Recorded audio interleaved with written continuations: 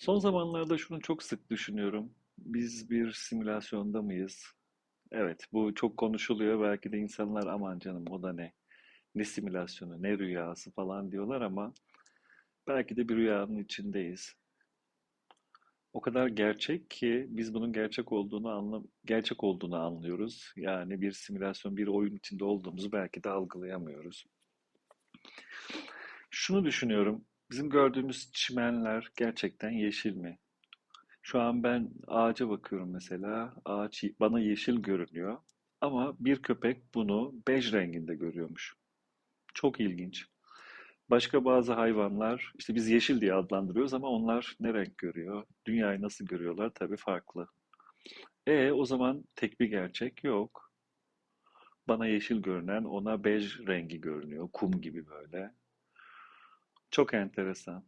Bizim beş duyumuz var. Bu beş duyu biliyorsunuz görmeye takılıyorum ben. Görmek için ışık olması lazım. Işık geliyor, gözümüzün içine giriyor. Iris de arka tarafta işte beynin ilgili bölümüne iletiliyor vesaire.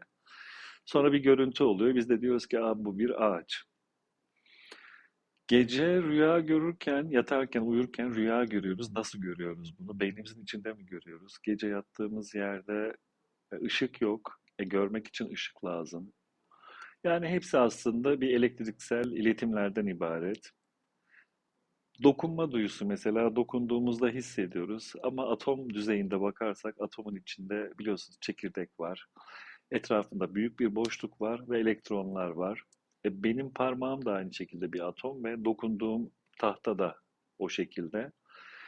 O anlamda baktığımda aslında dokunmuyoruz. Yere basıyoruz ama gerçekten bastığımızı hissediyoruz ama basıyor muyuz? Yani bu beş duyu, bu şey dünyayı algılamak için bazı araçlar ama dediğim gibi bir rüyada mıyız, bir simülasyonda mıyız, oyunda mıyız?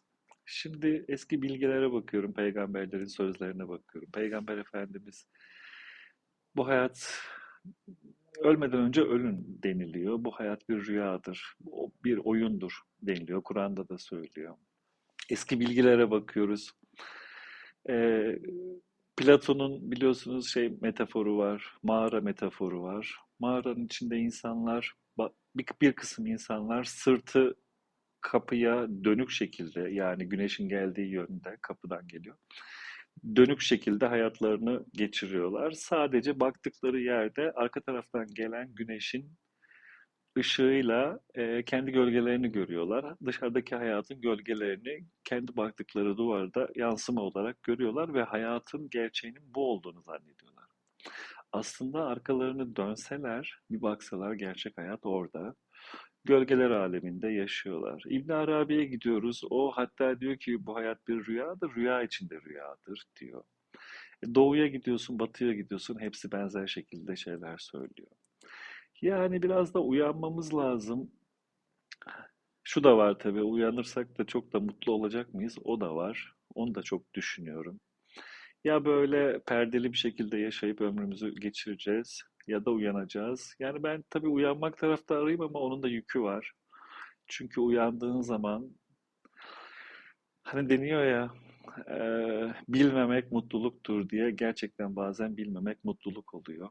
Bunu ukalalık olarak algılamayın ama yani uyandın da ne oldu bilmiyorum.